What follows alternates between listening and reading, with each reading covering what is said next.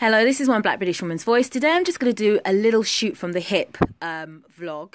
The camera's not facing me because I really can't be bothered to get ready and present myself in front of a camera, and I very much just want to get this thought piece out there. I want to look at the subject of why there is a high probability that white supremacists possess black genealogy, black genes, black DNA. I was watching the Trisha show. Trisha was interviewing a guy called Craig Cobb, this white male called Craig Cobb, who was a white nationalist. And he talked about his reasons why he was a white nationalist. Of course, a white nationalist, he would talk about all the things that being a white nationalist entails, such as segregation, superiority of genes, etc., and all that kind of farcical, delusional business that white supremacists, white nationalists, in particular, love to exclaim.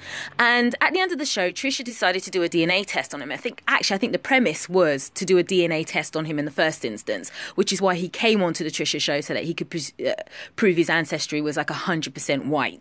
And she did a DNA test on him, and it was discovered that this white supremacist called Craig Cobb was something like, I think maybe 14 or 16% sub-Saharan African, which he strenuously denied, and then he tried to debunk these test results much later on. But I'm not going to go and talk about this debunking.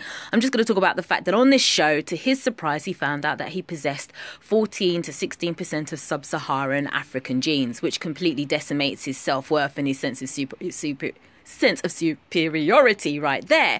But my point is this: often as not, I think you'd probably find that most white nationalists, alt-right, white priders do probably have black DNA in them. And I'll give you this reason why.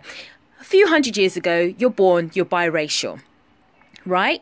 And then perchance you might have a partner with a child with a white person, and that child would at that time be called quark cast, but to all intents and purposes would look white, as one would do if your parents, if you've got one black ancestor and then it kind of gets diluted with white blood, vice versa as well.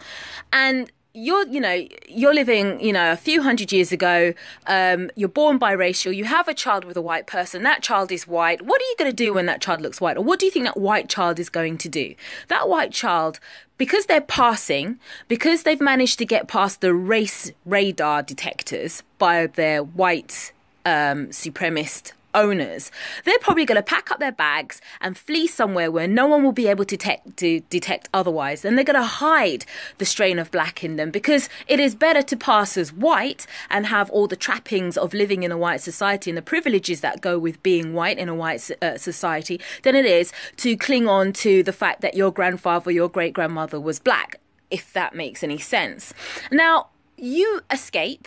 You then, passing as a white person, have children with a white person who probably thinks that you're fully white. And those children are white. And their children, so on and so forth, grandchildren, great-grandchildren become white. But in order to keep that secret, in order to maintain the veneer of whiteness, you're going to teach your children to keep away from black children. You're going to teach them to keep away from black children to maintain the image that you're white. You're going to tell your children to keep away from black children so that no one can put them side to side and detect anything. You are going to give yourself a completely new life, a completely new genealogy. You are going to you're going to advise your children and your great-grandchildren to be the personification of a white person, hang with white people, be with white people. And unbeknownst to these white grandchildren or these white great-grandchildren, they're going to carry on with that attitude, and that attitude will manifest or crystallize as racism.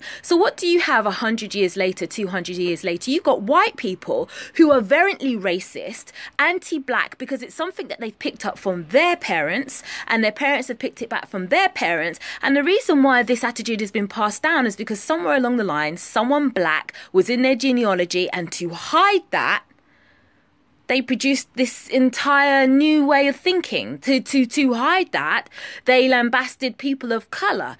To hide that, they masquerade as white people in order not to be found out. And so it wouldn't surprise me if you were to take even idiots like Richard Spencer and find maybe a couple of hundred years down the line that he has someone black in his genealogy. Because in order to survive, to pass successfully as a white person, not just visually, you've got to maintain the idiom, you've got to maintain the rhetoric, you've got to maintain all the the languages and skills and appropriations that you would need to do to parade and masquerade and maintain that you are white.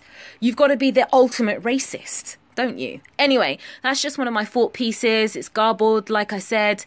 You know, I wasn't in the mood to put my face in front of the camera, so I certainly wasn't in the mood to edit myself or try to double think what I was going to say. Those are just my thoughts and opinions. And just to reiterate, it wouldn't surprise me if white people, racist people, white racists had black in their genealogy, purely because somewhere along the line they probably do.